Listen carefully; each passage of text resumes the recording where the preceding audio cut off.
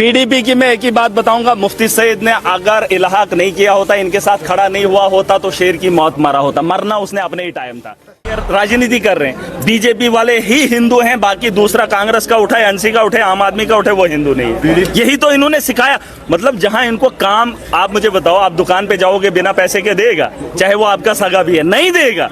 इन्होंने एक ऐसा रास्ता निकाला है जहां सिर्फ जय श्री राम बोलना है, वो सीधा उसके साथ। ये तरीका है, वरना उसको पता है ये पूछेगा भाई मेरे लिए क्या किया, मैं वोट नहीं दूंगा। इन्होंने आसान रास्ता निकाला। भाई साहब, राजनीति आसानी से अगर हो रही है तो पैसा खर्च करने की क्या जरूरत है? आपको लगता है ये 28 सीटें बीजेपी को मिलनी थी? अगर आप 2019 के बाद का माहौल देखें, एलजी का शासन देखें, और 2024 से 6 महीने पहले अगर जम्मू के हालात देखते, क्या बोलते थे लोग? कहते इस बार बीजेपी वालों को जूते मारेंगे, एक भी सीट नहीं देंगे, यही बोलते थे। लेकिन जब धर्म की बात आ गई, बीजेपी खड़े हो गए, धनाधन वोट, है ना? तो सस्ते में है ना, तो ये सस्ती वाली राजनीति खत्म करेंगे। आने वाला कल पीडीपी का कहना है कि हाँ, तो यही बात है, मैंने बोला ये खत्म करेंगे ना। ये नौजवान के साथ जिस मंत्री ने ये इधर की हो या उधर की हो, ये सबको खत्म करेंगे। हमारा देखिए, मिठाई वाले का काम है मिठाई बेचना, आटा नहीं बेचता है वो, चावल नहीं बेचता है। ये वाला जो काम है ना, सड़क, स्कूल, एजुकेशन, बिजली, पानी, बस करप्शन और रोजगार, उसके लिए ये है। मिठाई वाले से आप जूता मत मांगे, ये एक ही काम के लिए है। धर्म का काम धार्मिक आदमी से पूछो। आप पंडित का काम इसे लीडर से करवाओगे? उसको बोलना किसी की शादी करवा, मुसलमान हो या हिंदू हो, किसी लीडर को बोलना चाहे तो नमाज पढ़ा, ईद की नमाज पढ़ा। अगर एक भी मुसलमान लीडर पढ़ा पाएगा, मुझे बोलना। ये धर्म के ठेकेदार नहीं है, इनको धर्म का काम मत सौंपो। इनका काम सड़क है, इनका काम है रोजगार, इनसे वही लो।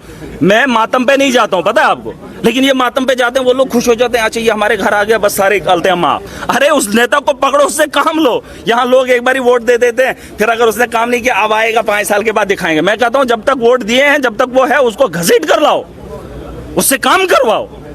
हम अभी उसके अहली नहीं है, हम सोचते हैं अब अगली बार दिखाएंगे। वो 5 साल रहे या न रहे। मेरा साहब, पीडीपी का कहना है कि जिस पीडीपी की बात नहीं कर रही है, मंत्री ने ये बिल इंट्रोड्यूस पार्लियामेंट के अंदर की है, उसी मंत्री के साथ उमर अब्दुल्ला सुबह टुलिप गार्डन में देखिए, पीडीपी की मैं एक ही बात बताऊंगा, मुफ्ती सईद ने अगर इल्हाक नहीं किया होता, इनके साथ खड़ा नहीं हुआ होता तो शेर की मौत मरा होता। मरना उसने अपने ही टाइम था, लेकिन वक्त पे उसने दलाली कर दी और इस कौम को इस हाल तक पहुंचाया, जम्मू कश्मीर को जो निस्तो नाबूद करने वाला वो वही पार्टी है। अब सुन लीजिए, झूठ के साथ आप कितना ही झूठ बोलोगे, मैं नहीं मानता। मुफ्ती सईद मरना वाला था, मरा वो, लेकिन अगर इज्जत से मरा होता, सत्ता में बैठकर फांसी पे लटका होता, जम्मू कश्मीर की बेहतरी के लिए मरा होता, तो आज वो जिंदा होता। उनको बोलने का कोई अधिकार नहीं है। जम्मू कश्मीर उनकी खरीदनी है, उनकी जागीर नहीं। उस जम्मू कश्मीर का नागरिक मैं भी हूं, उनको बोलने का अधिकार है। उन्होंने बेचा है, और आज ये पसीना पसीना अगर नौजवान हो रहा है, डिग्रियां लेने के बाद भी सड़कों पर डंडे खा रहा है, तो उन्हीं की देन है। उनकी बात मत करिए, उनकी बात। वो कह रहे थे पीडीपी की बात डिस्कस होना चाहिए। वो कौन होते हैं डिस्कस करने वाले? आप भी फिर वही बात कर रहे हो। और वो जो लोग हैं, किसने तोड़ा,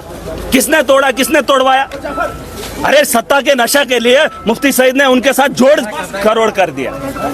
हिंदू मुसलमान, वो तो मुस्लिम परस्त थे, ये तो हिंदू परस्त थे। फिर सरकार एक साथ कैसे मनाई? भूल गए आप? मैं वही कह रहा हूँ, ये धर्म के लोग नहीं है, ये पैसे के हैं। जहां से इनको माल आएगा, उनके साथ खड़े हो जाएंगे। तो अरे छोड़ दीजिए, पीडीपी का खाता खत्म, एक वक्त था, चले गया, अब दोबारा मुड़ के नहीं आएगा।